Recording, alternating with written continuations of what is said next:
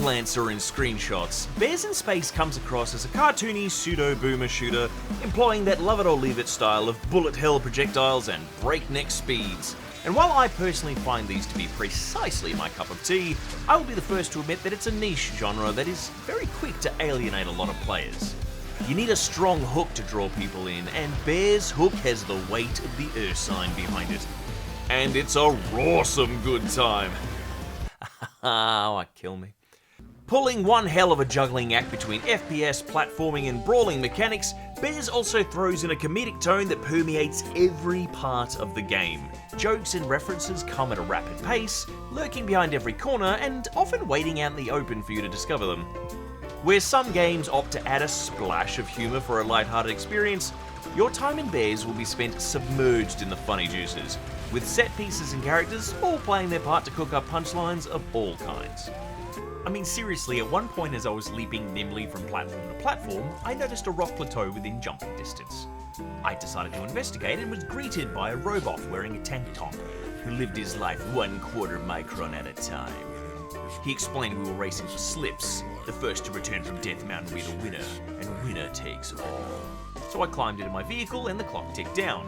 The race started, and my opponent immediately blasted off like a rocket and smashed into a nearby rock face, and leaving me to awkwardly putter around Death Mountain and make it back safely. I thought that was a pretty funny gag, but then as I exited my vehicle, I was immediately greeted by another robot in a stunning wig who was asking where her husband was, saying that she sincerely hoped he wasn't somewhere living his life 1/4 micron at a time. I didn't have the heart to tell her, so I quietly collected my prize money and I slunk off. This describes one of uncounted dozens upon dozens of encounters that appear within the game, all nestled away throughout the title just outside of your eye line. Gags and references to all manner of media, be it film, television, or definitely other games. There really is nothing off limits with what the Broadside Games team has seen fit to implement. It's not the intermission. I'm still warming up. Now hurry back to your seat and we can continue the show. Looking behind every crate, shrub, or waterfall will often reveal a breadcrumb to another mini-adventure, enriching your experience and your wallet for the sake of visiting the in-game store run by the slimy Vic Spendley. How about you spend up big, just to be safe? No, Maxwell, now is not the time. The best thing is that these gags don't overstay their welcome, and they come in such a rapid-fire way that if you don't quite get the reference or if a punchline doesn't quite land, who cares? You'll be quickly onto the next oddball reference in no time. And then, in a beautiful example of foresight, the developers even saw fit to offer an optional in-game secret finder map thing for the sake of replayability, for when your studious eye might fail you. But the true meat and potatoes of the game comes from the wide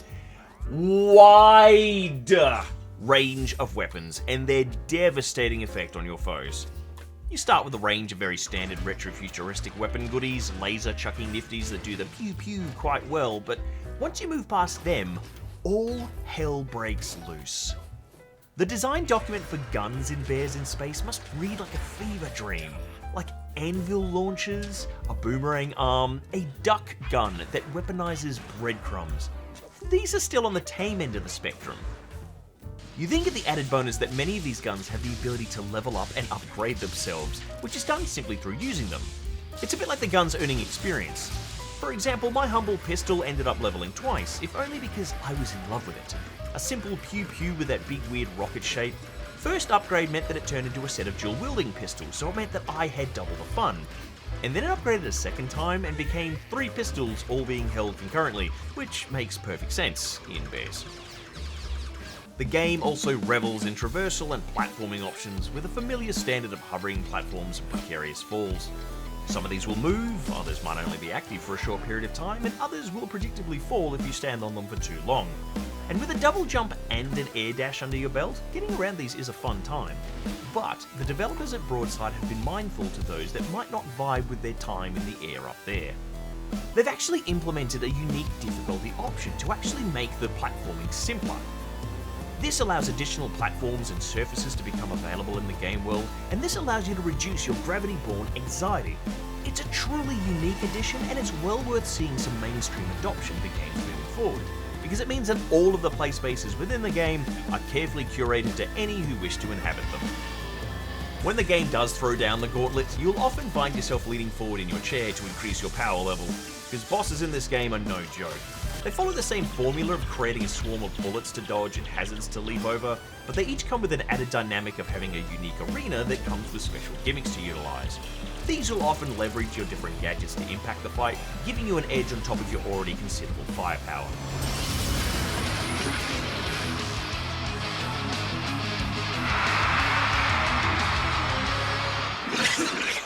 Heck of a day to bring your kid to work, ain't it? Dad!